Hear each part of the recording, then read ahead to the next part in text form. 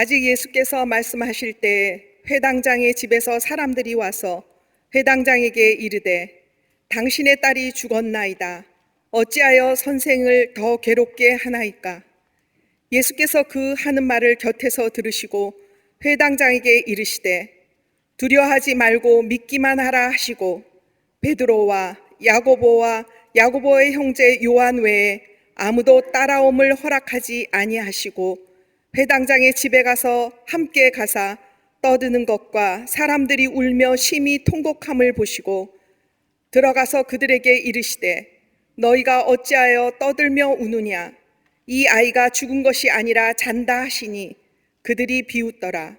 예수께서 그들을 다 내보내신 후에 아이의 부모와 또 자기와 함께한 자들을 데리시고 아이 있는 곳에 들어가사 그 아이의 손을 잡고 이르시되 달리다굼 하시니 번역하면 곧 내가 내게 말하노니 소녀야 일어나라 하심이라.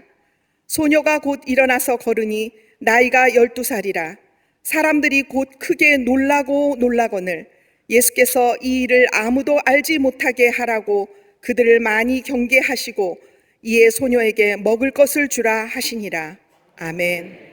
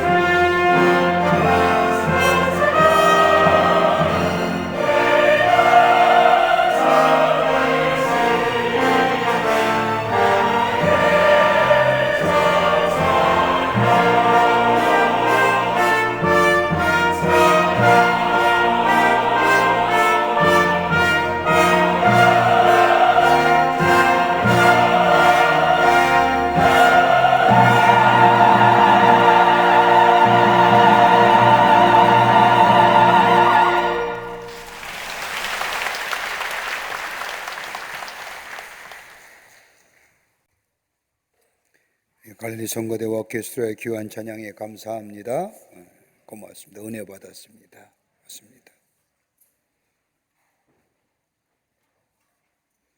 몇 해 전에 한 병원의 교직원 예배에 참석하여 설교한 후에 병원장님과 차를 마시며 이야기할 기회가 있었습니다. 그때 제가 현대인에게 가장 많은 질병이 무엇입니까? 라고 물었더니 병원장 되시는 신실하신 크리스찬이시고 장로님이신데 하시는 말씀이 대표적인 질병이 암이지요. 근데 암에도 많은 암의 종류가 있습니다. 그러면서 이어서 하시는 말씀이 모든 병의 원인은 다름이 아니라 스트레스입니다. 스트레스 때문에 모든 병의 원인이 됩니다. 라고 이야기하는 것을 들을 수 있었습니다. 미국 네브라스카 대학의 교수이자 심리학자인 로버트 엘리어트라고 하는 사람은 어떻게 하면 우리 안에 현대인들이 갖는 이 스트레스를 넘어설 수 있을까? 스트레스를 어떻게 극복할 것인가? 라고 하는 것에 대하여 해법을 이야기합니다. 그 하나가 뭐냐? 작은 일에 연연하지 말라는 겁니다. 작은 일, 시시한 일, 별것도 아닌 일에 너무 연연하지 말라는 겁니다. 책에도 그런 제목이 있죠. 사소한 일에 목숨 걸지 말라. 적은 일에 목숨 걸지 말라는 겁니다. 이전 것들은 다 잊어버리는 겁니다. 작은 것에 연연하다가는 스트레스를 가져오고 그로 인해 병이 든다는 겁니다. 또 하나 있다고 한다면 모든 일이 다 작은 일이라고 생각하라는 겁니다. 일의 경중을 말하는 것이 아닙니다. 일을 대하는 태도를 얘기하는 겁니다. 어떤 마음의 자세를 가지고 일을 대하느냐에 따라서 스트레스를 받느냐 아니 받느냐 가림길이 된다는 겁니다. 그러기에 작은 일, 모든 일 작은 일로 생각하라는 겁니다. 해보지도 않고 너무 큰 일이라 생각하지 말고 그래서 심적인 중압감을 갖지 말라는 겁니다. 그것이 우리에게 그로 인하여 우리에게 스트레스가 생겨난다는 겁니다. 하나 더 얘기합니다. 너그러워지라는 겁니다. 싸울 수도 없고 대접받을 수 없다면 있는 그대로 용납하라는 겁니다. 체념이 아닙니다. 있는 그대로 받아들이는 겁니다. 그리고 너그러운 마음 가지라는 겁니다. 이럴 때에 스트레스를 줄일 수 있고 그리고 그로 인하여 병의 발병률을 줄일 수 있다고 이야기합니다. 우리는 믿음의 생활을 하면서 한 번쯤은 그런 생각했을 겁니다. 내 믿음이 산을 옮길 만한 믿음이 있었으면, 내가 좀 더 믿음이 성숙함과 성장함을 통하여 내 안에 풍성함의 역사를 경험한 인생 되었으면, 그런 생각은 한 번쯤 다 가졌을 겁니다. 안 가진 것보다 가진 게 낫습니다. 안 가지면 아무 감각 없이 사는 분들이고요. 여러분, 믿음이 뭡니까? 믿음이란 무조건 믿는 것이 아닙니다. 무조건 믿는다는 것은 맹신이지요. 맹신만큼 위험스러운 것이 없습니다. 맹신은 믿으면 믿을수록 더 깊은 미궁에 빠지게 하는 것이 맹신이라고 한다면, 믿음은 깊이가 깊어지면 깊어질수록 우리에게 점점 더 명료해지며 명쾌해지는 것이 믿음의 모습입니다. 그러기에 믿음은 보이지 않지만 볼 수 없기에 처음의 시작은 그저 받아들이는 겁니다. 수용성입니다. 이렇게 시작된 믿음이 우리의 믿음의 시간이 깊어지며 또 믿음의 만남과 하나님과의 만남이 깊어지면 깊어질수록 우리의 삶 속에 인식의 근거가 쌓이면 쌓일수록 우리의 믿음이 깊어지며 우리의 믿음이 성숙되어져 가며 그 깊이 있고 성숙되어진 믿음 속에 어떤 세상의 거센 파도가 밀려와도 흔들리지 않는 믿음의 사람으로 살아가게 합니다. 여러분, 하나님과의 우리의 관계도 그렇지 않습니까? 우리가 하나님에 대한 믿음이 있습니다. 하나님과의 깊은 영적인 관계가 깊어지면 깊어질수록 우리에게 발견되는 게 뭘까 하네요. 내가 죄인이구나. 내가 하나님 앞에 엄청난 죄를 지었구나. 하나님을 만나면 만날수록 내가 죄인임을 깨닫게 됩니다. 마치 저 바울이 다메섹 도상에서 예수를 만난 후에 내가 죄인이었음을, 내가 하나님과 원수지였음을, 하나님의 대적자였음을, 하나님과 깊은 영적인 교제가 깊어지면 깊어질수록 나라는 존재, 죄인임을 깨닫게 됩니다. 인식하게 되는 거죠. 그럼에도 죄인임에도 불구하고 하나님께서는 우리를 사랑하여 주셔서 하나밖에 없는 당신의 아들을 이 땅에 보내주셔서 죄의 싹은 사망인데 그 죄의 대가는 죽음이라고 했는데, 내가 죽어야 되는데 우리 예수님이 대신하여 대속의 제물로 죽으시고 우리를 구원하여 주시고 살려주시고 사랑해 주시고 새롭게 하신 그 하나님의 놀라운 사랑과 은혜, 그 인식 위에 우리의 믿음이 점점점 깊어져 가며 풍성해져 가며, 그 믿음 속에 그 어떤 거센 세상의 풍랑과 세상의 바람이 분다 할지라도 흔들리지 않는 굳건한 믿음의 반석에 서가는 하나님의 사람으로 살아가게 한다는 겁니다. 이게 있어야 되는 거예요. 이러한 믿음이 있으면 하나님의 은혜와 사랑이 무엇인가를 깨닫게 됩니다. 깨닫는 것은 인식하는 겁니다. 그 하나님의 사랑과 은혜가 너무너무 깨닫고 보니, 너무너무 인식하다 보니 좋아서 내 안에 기쁨과 감사가 넘치게 납니다. 넘치게 됩니다. 그 기쁨과 감사 속에 나의 삶에 늘 생명력이 있고 역동성의 역사를 가져다 줍니다. 왜 그리스도인들이 생명의 에너지를 갖고 사느냐? 이것 때문인 거예요.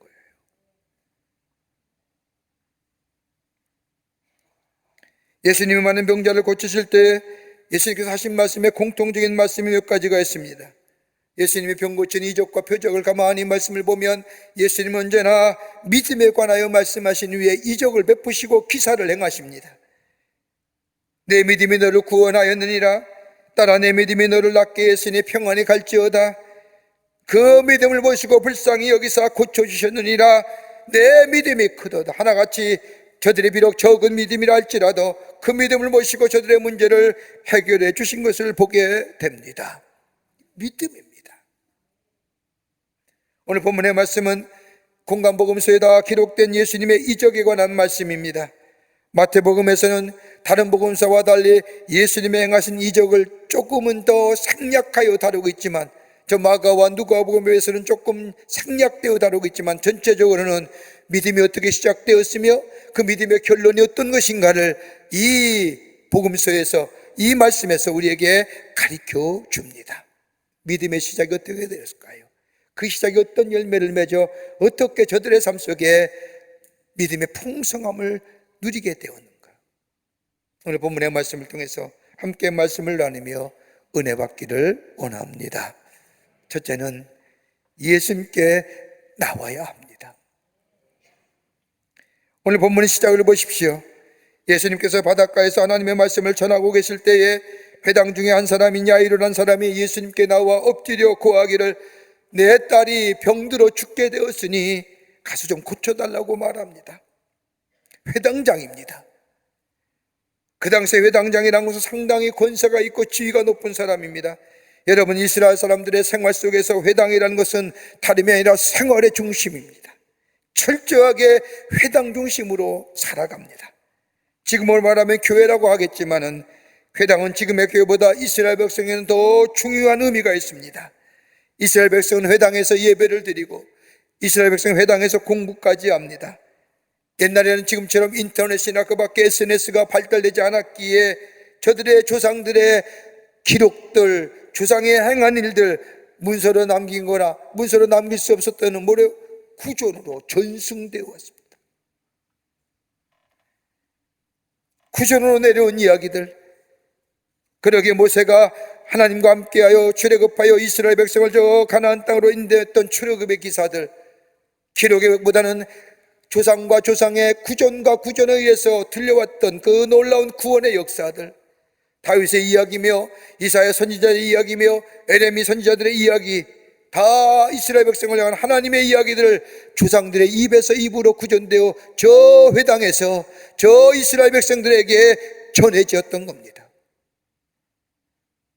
흥미진진했던 얘기들, 절망과 좌절 가운데 어떻게 저들이 일어섰는가, 기운을 북돋아 영혼을 살찌겠던 이야기들, 다 자신들의 조상에게 행해진 이야기들 어디서 전승되어 왔느냐? 회당입니다.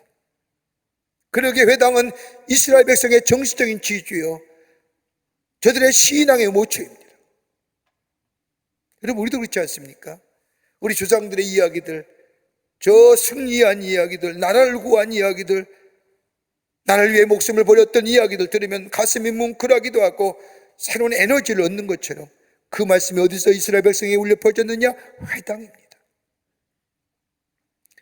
그 회당의 회당장이라고 하면 높은 지위의 사람입니다. 명예도 있으며 권세도 있으며 더 나아가 사람들에게 존경을 받는 사람 중에 한 사람입니다. 근데 이 사람이 예수님께 나왔다는 겁니다. 베드로처럼 주님을 향하여 주는 살아계신 하나님의 아들이시여라고 고백하는 믿음의 고백은 아니었지만, 이 사람이 예수께 나온 이유는 다름이 아니라 들려오는 소문이 있었습니다.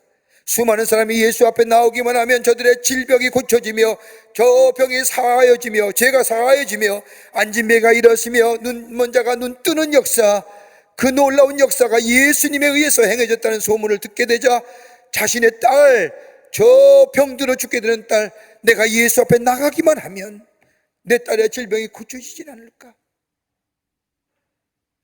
베드로 같은 주는 그리스도시요 살아계신 하나님의 아들이라고 하는 믿음의 고백은 아니되었지만, 그 소문이 들려왔을 때 나도 예수께 나아가기만 하면 내 딸의 병이 고쳐질 것이 같은, 다시 말해요, 예수님의 구원의 주이심을, 예수가 그리스도이심을 믿는 믿음이 저 안에 있었기에 그로 하여금 예수께 나오게 했다는 겁니다. 여러분, 중세의 성자들의 특징을 가만히 살펴보면, 여러분 박물관 같은 데 가면 성자의 그림들을 보실 겁니다. 아무아무의 성자, 아무아무의 성자. 근데 그 성자들의 얼굴에 공통점이 세 가지가 있습니다. 하나는 뭐냐? 수척하여라는 거예요. 왜 그렇게 그렸을까요? 왜 성자는 하나같이 얼굴이 이 광대뼈가 툭 튀어나오고 속 들어가고 이렇게 수척하게 그렸다는 거예요. 또 하나의 특징은 뭐냐? 대부분 다 코가 매부리 코예요. 여러분, 사람 만나면 제일 어디부터 봅니까? 얼굴을 보지요. 얼굴에 어딜 봐요? 코 보지 않습니까?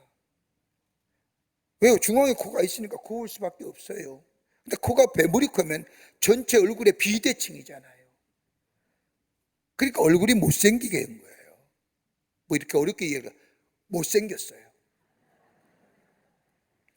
또 하나의 특징이 있다고 한다면 더벅 머리예요. 왜 이렇게 머리는 좀 정갈하게 잘 빗어 넘기시지 꼭 이렇게 풀어 헤치는, 그렇게 머리를 하셨을까?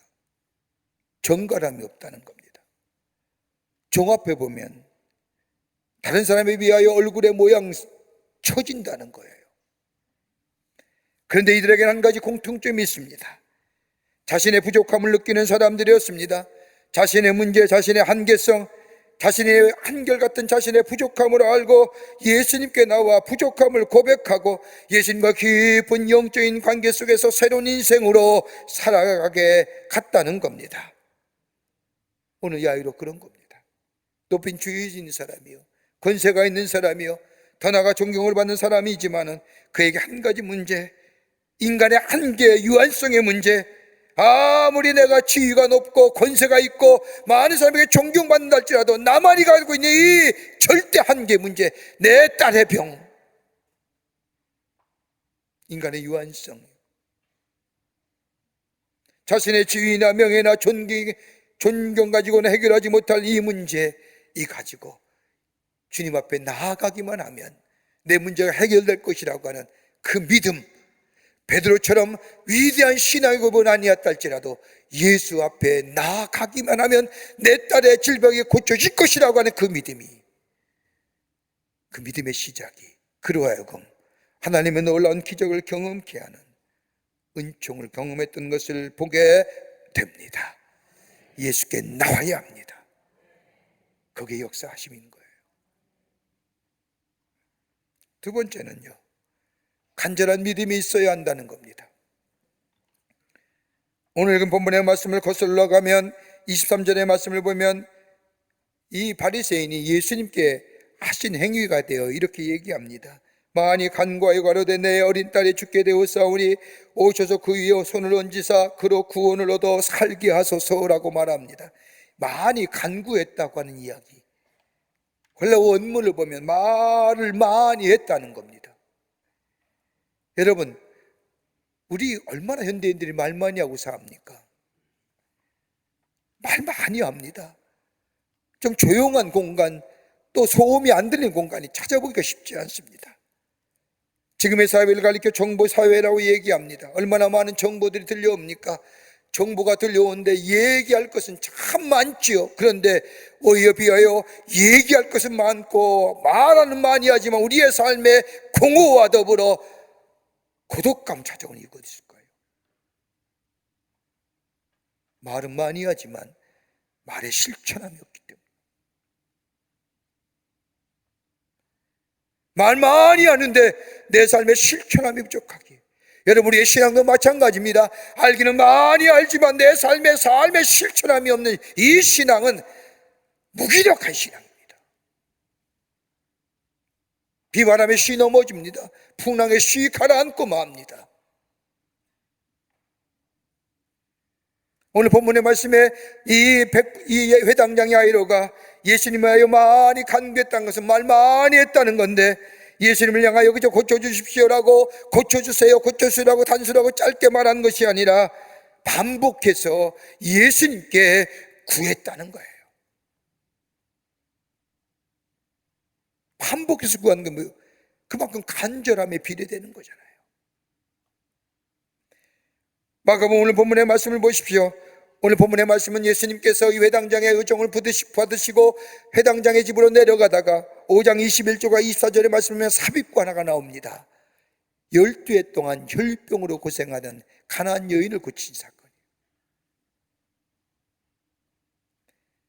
이 기사가 중간에 삽입되어 있습니다.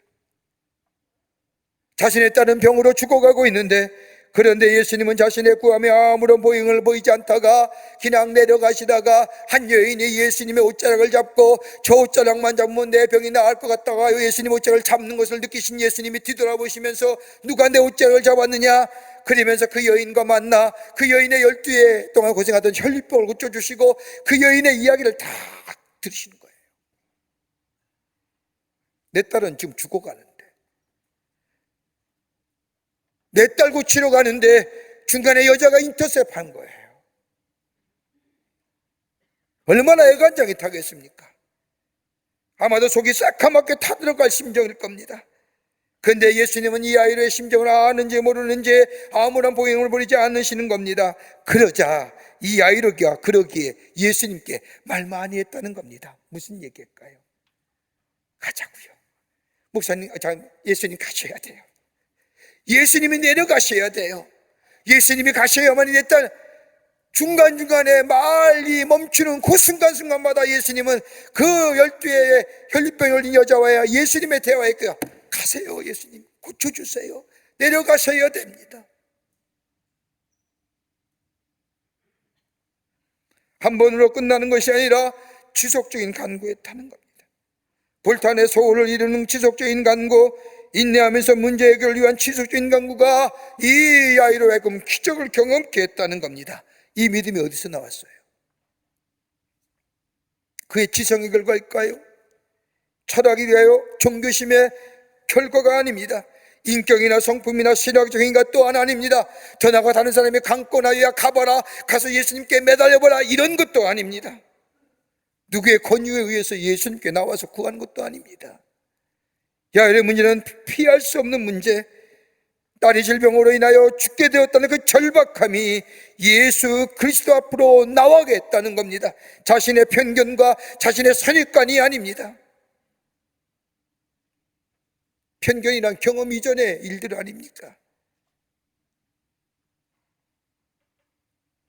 그저 내 딸의 질병이 그칠 수 있다고 한다면, 그러기에 유대인의 회당장이 갈릴리에 초라한 30세 된 청년의 무릎을 꿇고 비굴하게 아무런 반응도 보이지 않는 예수님을 향하여 쫓아다니면서 내 딸 좀 고쳐주세요. 예수님만이 고칠 수 있습니다.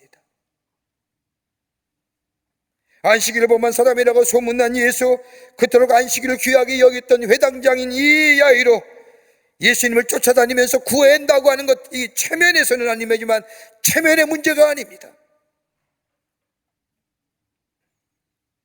선입관과 평판과 체면과 위신 다 내려놓습니다. 그리고 끈질기게 주님만이 나의 도움이 되십니다. 주님만이 가셔야 됩니다. 여러분, 체면과 위신이 예수님 영접하기 힘이 들지요. 자신의 주의가 예수님 앞에 내려놓고 문제를 내려놓고 고백한다는 것, 자존심이 허락하지 않지요. 그러나 이 아이로 자신의 체면과 위신과 평판과 선입견들 다 내려놓고 그 문제 가지고 주님 앞에 내어놓고 간절하게 구하고 간구하게 될 때에 하나님의 놀라운 기적을 경험하고 하나님의 은총을 경험했던 것을 보게 됩니다. 간구하는 거예요, 끈질기.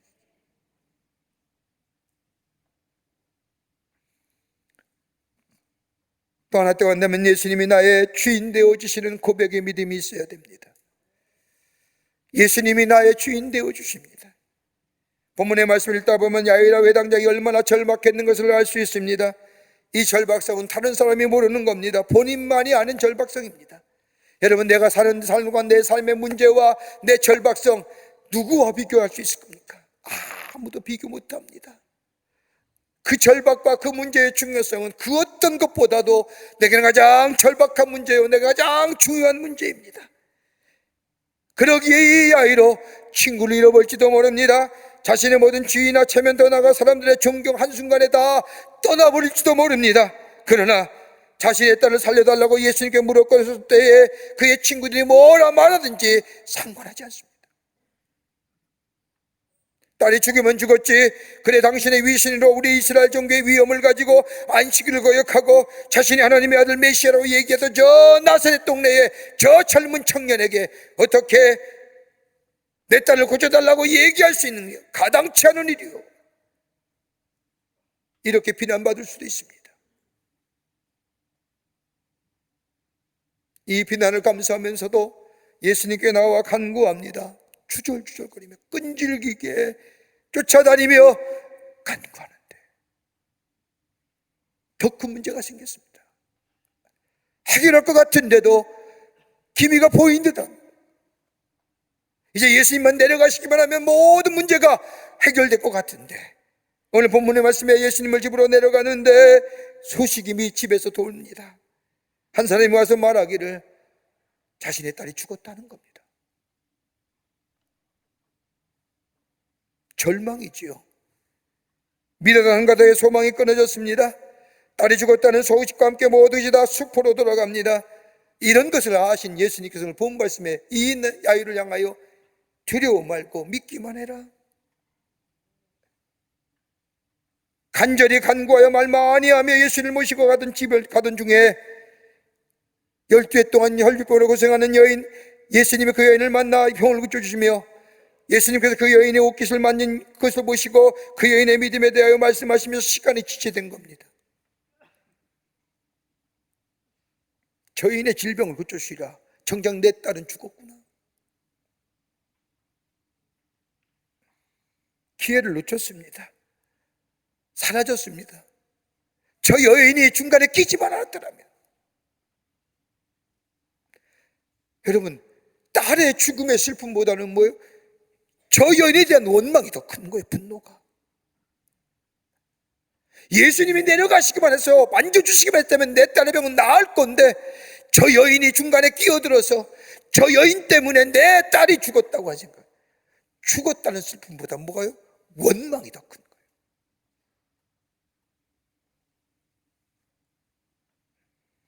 저 여인 때문에 우리 아이가 죽었구나.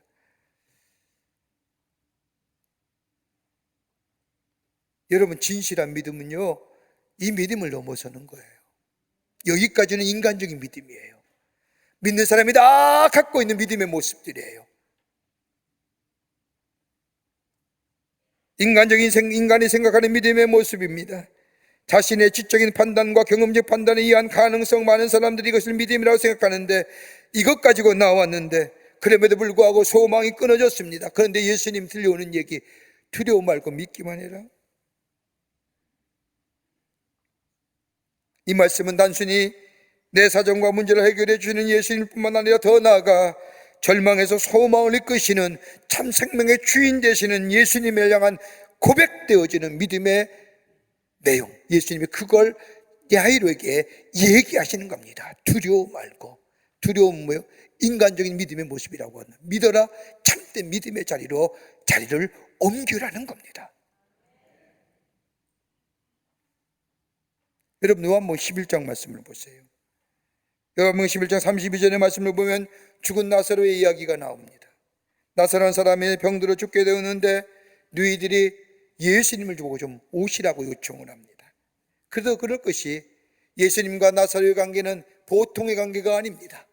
예수님께서 예루살렘 성에 올라가 하나님의 말씀을 전하신 후에 내려오시면 언제나 베다니인이 나사로의 집에서 유하십니다. 그리고 그 다음날 되면 다시 예루살렘 성에 올라가 하나님의 말씀을 전하시곤 했습니다. 그러기에 내 친구 나사로라고 예수님이 말씀하십니다. 근데 그 나사로가 죽었습니다. 마르다 마리아는 예수님의 친구인 나사로가 죽었다는 소식을 예수님에게 전하고 빨리 내려오시라고 얘기합니다. 그런데 그 소식을 들은 예수님께서 제자들에게 말씀하기를 나사로의 병은 죽을 병이 아니라 하나님의 영광이 나타날 병이라고 얘기하시면서 가시질 않는 겁니다. 그리고 나흘이 되던데 예수님이 베다니에 도착하십니다. 그때에 나사로 집에 있는 이 마르다가 쫓아와서 예수님께 말씀합니다. 예수님이 여기 계셨더라면 우리 오라비가 죽지 않았을 겁니다. 예수님이 여기 계셨더라면 내 오라비는 죽지 않았을 겁니다. 이건 인간의 신앙의 모습이에요. 그렇죠. 예수님이 계셨으면 나사로 일을 시켰을 겁니다. 근데 예수님이 아니 계시기에 우리 오빠 나사로가 죽었습니다. 그 말 들으면 예수님 뭐라고 해요? 11장 40절, 요한복음 11장 40절의 말씀에 내가 믿으면 하나님의 영광을 보리라. 내가 믿으면, 무슨 믿음이요? 인간의 믿음에 넘어서서 뭐요? 하나님을 향한 참된 믿음의 자리에 서게 되면 죽은 자도 살리는 역사, 참된 믿음을 가지면 죽은 자도 살리는 놀라운 역사, 그래서 하나님의 영광이 드높여지는 그 놀라운 역사를 내 눈으로 보게 될 것이라고 하는 겁니다.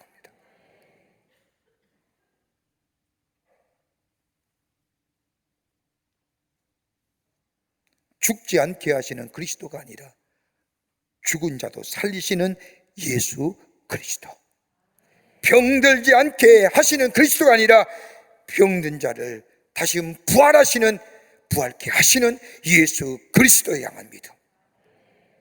왜 우리의 믿음이 제한적인가요? 인간적인 믿음이에요. 예수님이 계시면 능히 하시지만 예수님이 아니 계시면 안 된다는 것. 근데 예수님이 아니 계셔도 하나님의 역사는 일어납니다. 인간의 믿음을 가지고 하나님을 제한하지 말라는 거예요.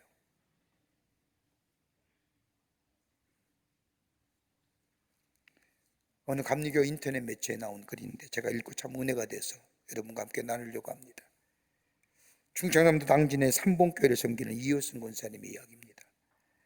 이 권사님은 건강진단을 받으러 병원에 갔다가 청천벽력 같은 소식을 듣습니다. 폐암 말기라는 겁니다. 건강검진 갔다가 오히려 죽을 날이 얼마 안 다는 사실을 알았다는 겁니다. 남편 대신에 무는 삼봉교회를 섬기는 장로님이시고 가정에 두 딸이 있었는데 두 딸이 이미 다 출가한 상태입니다. 병원에서 폐암 말기란 진단을 받은 권사님은 병원에서 나오자마자 바로 자신이 섬기던 교회의 목사님을 찾았습니다. 목사님을 만나자 자신의 병이 폐암 말기란 사실을 밝히면서 제가 온전히 회개하려고 하는데 어떻게 하면 좋겠습니까? 천국을 준비하려고 하는데 목사님 기도해 주세요. 담담하게 두려움 없이 이야기하더라는 겁니다. 그러면서 마지막으로 남편과 아이들 잘 부탁한다고 하는 부탁의 말씀과 더불어 이 권사님이 가방에서 봉투를 꺼내더니 목사님 앞에 내미는 겁니다. 그러면서 이 권사님 하시는 말씀이 남편도 모르게 모아놓은 것인데 목사님 생명 살리는데 사용해 주세요. 목사님은 권사님의 손을 꼭 붙잡고 하나님 앞에 기도하고 권사님이 돌아가신 후에 권사님이 내민 봉투를 열어보니 무려 엄청난 액수인 1억이라는 돈이 담겨 있는 겁니다. 이 권사님은 늘 조용히 신앙생활을 하면서 교회 봉사 활동을 해왔던 신앙입니다. 교인의 역할마다 있지만은 교인사님은 교회의 로비 청소 담당이기에 눈이 오면 앞에 일찍이 나와 눈을 쓸고, 가을에 낙엽이 떨어지면 교회 로비의 현관에 나와 현관을 씹고 닦았던, 말없이 치우시고 가시던 권사님, 이 일을 무려 40년을 합니다.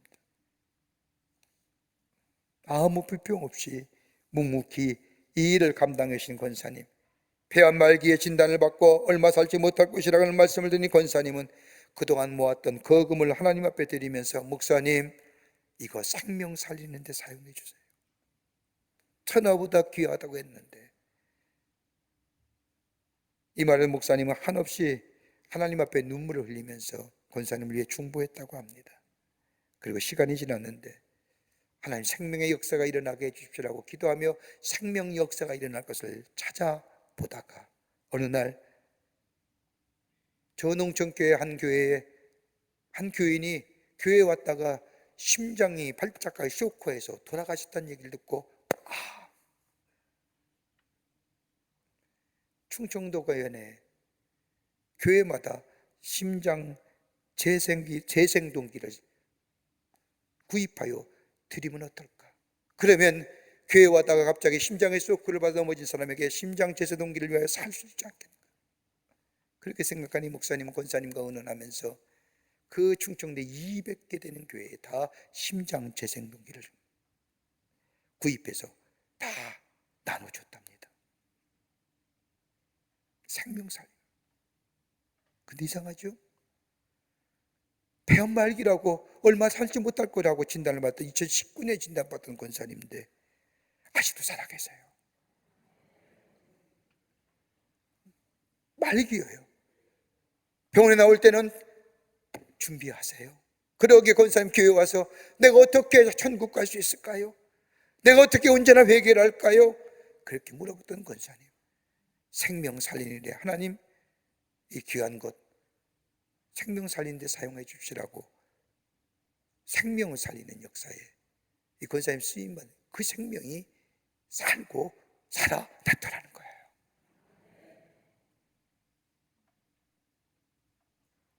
예수님 앞에 나오는 거예요.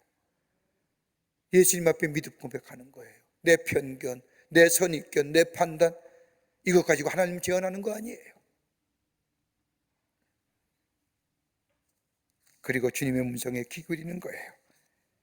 내 뜻대로 내 마음대로 아니 됐다 할지라도 주의 음성에 인간의 믿음에서 참된 믿음의 자리로 옮겨지는 그 믿음의 고백이 우리 가운데 있게 될 때에 우리는 놀라운 기적의 역사를 경험하는 하나님의 백성의 삶으로 살아가게 되는 줄 믿습니다. 이 믿음으로 이 세상을 승리하며 사는 여러분과 저와 되시기를 주의 이름으로 축원합니다. 하나님 감사합니다. 주께 저희들 사랑해 주셔서 하나님의 자녀 삼으심에 감사합니다. 주의 말씀 듣는 저희들 되게 하시고 그 먼저 주의 전에 나오게 하시고 주의 말씀 들음으로 그 말씀에 순종하며 내 인간적인 믿음의 모습보다 더 깊은 차원의 참된 믿음의 소유자 되게 하여 주셔서 풍요와 풍성함을 누리며 저 세상 가운데 하나님의 사람으로 많은 자들에게 선한 영향을 미치며 사는 복된 심령들 되게 도와 주시옵소서. 성령이 도우실 줄 믿으며 예수님의 이름으로 기도하옵나이다. 아멘. 지금은 우리 주 예수 그리스도의 크신 은혜와 하나님 아버지의 한량없으신 사랑하심과 성령님의 임재하심과 교통하심과 이끄심의 역사가 오늘 거룩한 주의 날 주의 전에 올라와 하나님 앞에 예배하며 주의 말씀 가슴에 품고 우리 안에 믿음의 놀라운 역사를 일으켜 하나님의 살아계심을 증거하는 삶으로 살기로 결단하고 성전에 물러서는 우리 모든 사랑하는 광림의 권속들과 영상을 통해 이 예배에 참여한 당신의 거룩한 백성들 위해 주께서 지금으로부터 영원토록 함께 하시기를 간절히 축원하옵나이다. 아멘. 좋으신 하나님, 좋으신 하나님, 참 좋으신 나의 하나님,